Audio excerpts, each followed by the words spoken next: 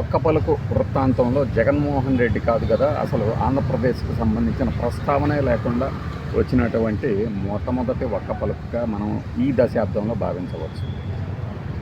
ఈ దశాబ్దంలో సరే, ఆయన మాట్లాడిన ప్రతిదాన్ని మనం ఖండించాలా, లేకపోతే సమర్థించాలా, విశ్లేషించాలా అనే దాన్ని పక్కన పెడితే, ముందు మన అంతేవాసులు మనం భుజాన మీద మోసే పార్టీలకి అనుగుణంగా రాతలు రాయటం అనేది ఒక నేషనల్ మీడియాలోనే చూస్తున్నట్టు ఈయన చెప్పుకొస్తాడు. ఈయన చేసేది అదే. కాకపోతే ఏంటంటే మాటల్లో మార్పులు ఉంటాయి.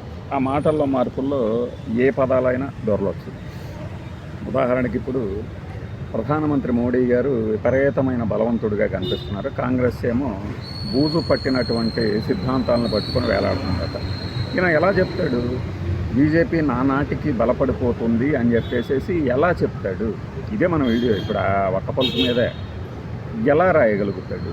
ఒకవేళ బీజేపీనే అంత బలంగా ఉండుంటే 2024లో ఆ చివరి దశల్లో జరిగిన పోలింగ్లోనే ఎలా బలపడింది, మిగతా చోట్ల ఎలా తగ్గింది, చివరికి 242-40 సీట్లకే పరిమితం ఎలా అయింది? అద్భుతమైనటువంటి బాహుబలి ప్రదర్శన ఇచ్చినట్లయితే ఎన్డీఏ 2.0 400 సీట్లు వస్తాయి. అల్గారిథములు కూడా మార్చుకోవాల్సి వస్తుంది. ఆ రోజు స్టాక్ మార్కెట్లు మీరు పట్టుకోలేరు. అసలు ఏ మోదీ హై మోదీ అని అడిచిందా?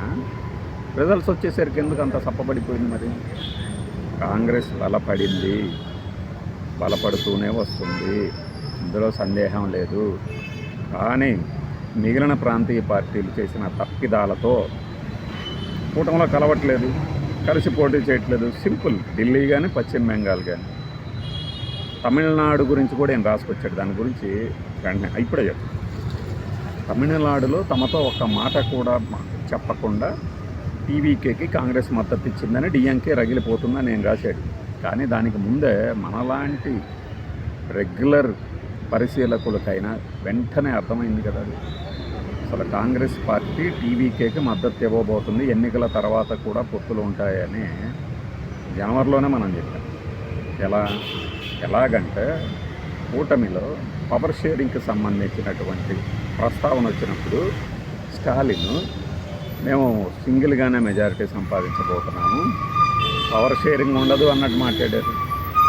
అసలైన కాంగ్రెస్ మాతోనే ఉంది అని చెప్పేసి విజయ్ చెప్పుకొచ్చాడు అప్పటి నుంచి. దాని అర్థం ఏంటి? మీకు అధికారం కోసం మాత్రం కాంగ్రెస్ ఓట్లు కావాలి, కానీ పవర్ షేరింగ్ వద్దా అని పర్యటనలోనే ప్రచారంలోనే విజయ్ చాలాసార్లు చెప్పుకొచ్చాడు ఇప్పుడున్న ముఖ్యమంత్రి గారు తమిళనాడు. మరి 60 ఏళ్ల నుంచి అధికారంలో ఒకళ్ళు కూడా అటు డిఎంకే కానీ అన్నా డిఎంకే కానీ కాంగ్రెస్కి చోటు పెట్టనప్పుడు దాదాపు 60 ఏళ్ల తర్వాత తమిళనాడులో కాంగ్రెస్ నుంచి మంత్రులుగా ఎంపిక అవుతున్న తరుణాన్ని ఎందుకు వద్దనుకుంటారు? నీకు అక్కడేమో సిద్ధాంతం కనపడుతుందా? మిగిలిన చోట్లేమో సిద్ధాంతాలను పక్కన పెట్టినటువంటి ఇది అది అని మాట్లాడతారు. బీజేపీకి ఏం సిద్ధాంతాలు ఉన్నాయి ఇప్పుడు పార్టీలను చేర్చడంలో? అందువల్ల కాంగ్రెస్ చేయాల్సిన పనే చేసింది, ప్రజలకి ఇష్టమైన పనే చేసింది. తమిళనాడు వరకు 108 సీట్లు ఇచ్చినటువంటి విజయ్కి మద్దతు ఇవ్వడంతో కాంగ్రెస్ ఏం తప్పేం చేయాల. ఇంకా మీరు రజనీకాంత్ని వాళ్ళని ఉసుగొలిపి డిఎంకే అన్నా డిఎంకేని కలిపే ప్రయత్నాలు చేశారే, వాటిని చీకొట్టేవాళ్ళు. ఇంకొకటి విజయ్ కట సోర్స్ అడగండి అందరూ. ఇప్పుడు ప్రధానమంత్రి గారితో అపాయింట్మెంట్ ఉందట, తర్వాత అమిత్ షా గారితో కూడా ఉందట, కానీ అది రద్దయిందట. స్టాలినే ఫోన్ చేసి అడగడం వలన మీరు భేటీ అవ్వద్దు అనడం వల్ల అది రద్దయిందట. ఇప్పుడు ఎవరికేంటి? తమిళనాడు ముఖ్యమంత్రి కాకుండా పోయాడా విజయ్ అమిత్ షా గారితో కలవకపోతే?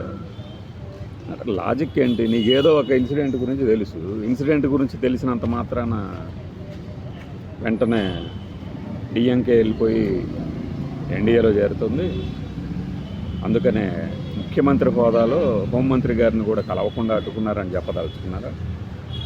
ఎలా మాట్లాడతారు అలా? మరి ఒక రాష్ట్ర ముఖ్యమంత్రి కేంద్ర హోంమంత్రిని కలుస్తానంటే ఇంకొక పార్టీ వద్దన్నది కాబట్టి కలవలేదు అని అర్థమే కదా. మరి దీని మీద అవమానంగా ఫీల్ అవుతా బీజేపీ? ఇది తమిళనాడుకి సంబంధించి. పశ్చిమ బెంగాల్ ఓడిపోయిన చోట ప్రతి చోట ఉన్నదే. మరి కేరళ గురించి ఆంధ్రప్రదేశ్ గురించి ఎందుకు రాయలేదు? ఇక్కడ బీజేపీ ఎందుకు బలపడాలనుకోవట్లేదు? మరి బీజేపీ ఓడిపోయిన తర్వాత ఫలితాలతో అలా వదిలేయలేదు. విపక్షాలను ఇంకాస్త బలహీనపరిచే ప్రయత్నం చేస్తున్నారు. దానికి ఉదాహరణ తమిళనాడు, మన ఇక్కడ పశ్చిమ బెంగాల్ది ఉదాహరణ చెప్తున్నారు. అది ఎక్కడైనా జరిగేదే. ఇది నైతికమా అంటే చెప్పాల్సింది కదా, ఈ గురువుగారు చెప్పాల్సింది కదా, నైతికత గురించి లెక్చర్లు ఇచ్చే ఒక్కపలుకు రాయుడు చెప్పాల్సింది కదా, ఇట్లా వెళ్ళకూడదు మీరు అని. ఎందుకంటాడు? చెప్పా కదా ముందు, ఆంతేవాసులకి అవసరమైన విధంగా వ్రాతలు వ్రాయడంలో. ఈ వ్రాయడం గురించి ఎందుకు చెప్తున్నానంటే, ఢిల్లీ లిక్కర్ పాలసీకి సంబంధించి ఒక 6 నెలల క్రితం తీర్పు వచ్చినప్పుడు రౌస్ అవెన్యూ కోర్టు ఏం చెప్పేటప్పుడు, దురదృష్టవశాత్తు నేషనల్ మీడియా హోరులో పడిపోయి మేము కూడా దాని గురించి నిజమా కాదా అనేది తెలుసుకోలేకపోయాము అన్నాడు. ఇవాళ రాసిన దాంట్లో లిక్కర్ కేసులో అరెస్ట్ అయ్యారు, చిక్కుకుపోయారు.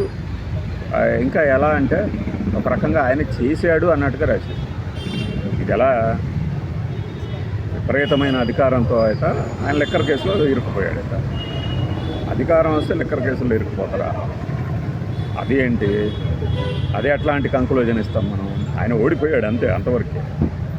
ఆయన ఎందుకో తెలియదు కానీ కాంగ్రెస్తో అంటున్నట్టు ఉంటున్నాడు. అంటే ఆల్రెడీ ఇప్పటికే అరెస్ట్ అయ్యి బయటకు వచ్చేసాడు. వెంటనే ఎందుకు కాంగ్రెస్ని కావలించుకోవాలి? ఇప్పుడు మమతా బెనర్జీ గారి కంటే అవసరం కాబట్టి, తక్షణ అవసరం ఒక షీల్డ్ కావటం కాంగ్రెస్ అనేది. లేకపోతే ఈ కేసులు వగైరా వగైరా అంతా జరుగుతాయి కాబట్టి ఆవిడ వెంటనే, అప్పటిదాకా మనం ఇప్పటికే చాలా వీడియోలో చెప్పాం కదా, మమతా బెనర్జీ గారి వైఖరి మామూలు వైఖరి కాదు. రాహుల్ గాంధీ గారిని కనీసం మొహం చుట్టానికి కూడా ఇష్టపడేవాళ్ళు కదా. ఇవన్నీ రాసుంటే బాగుండేది. అట్లాంటిదే ఆమె అవసరం కొద్దీ కేసులు వచ్చి వరుసగా మీద పడటం, మేనల్లుడి మీద వెంటబడటం, ఒక రకంగా హంటింగ్ అనమాట. అభిషేక్ బెనర్జీ అతన్ని ఏమైనా చేసి అరెస్ట్ చేయాలి. ఇది పశ్చిమ బెంగాల్లో కనబడుతుంది. వాటి నుంచి షీల్డ్ కోసం ఆవిడకంటే తక్షణ అవసరం కాబట్టి వెంటనే పెట్టాలి, మీటింగ్ పెట్టాలి, ఇండియా కూటమి బలపడాలి అనుకుంటాను. కేజ్రీవాల్ గారికి ఏం అవసరం? ఆయన ఇంకా ఫ్రీగా రిలీజ్ అయ్యాడు కదా, ఎన్నికల్లో ఓటమంటారా, పంజాబ్లో చూపిస్తాం మన సత్తా అనుకుంటున్నాడు. మరి పంజాబ్ వ్యూహం గురించి కూడా మాట్లాడాల్సింది. సరే, వీరు వెంబడి మాట్లాడతాడేమో. ఇలా మనకి ఈ రాజకీయ పక్షాల కూటముల మధ్య అనైక్యత ఉన్నది, బలహీనపడుతుంది. రాహుల్ గాంధీకి చేత కావట్లేదు, కాంగ్రెస్కి చేత కావట్లేదు, ఇండియా కూటమికి నాయకత్వం వహించడం అంటున్నారు. ఎలా చేత కావట్లేదు? మీకు విజయాలే సోపానాలు, వీటికి స్కేళ్ళు, ప్రమాణాలు అనుకుంటే అది ఎప్పటికీ మీరు అలానే అనుకుంటారు. బట్ ఈ రోజున వీడిపోయిన విపక్షాలన్నీ ఓడిపోయిన తర్వాత మళ్ళీ కలివిడిగా అవటానికి రాహుల్ గాంధీ నాయకత్వాన్ని, సోనియా గాంధీ నాయకత్వాన్ని కోరుకుంటున్నారే, అదే వాళ్ళు సాధించిన విజయం.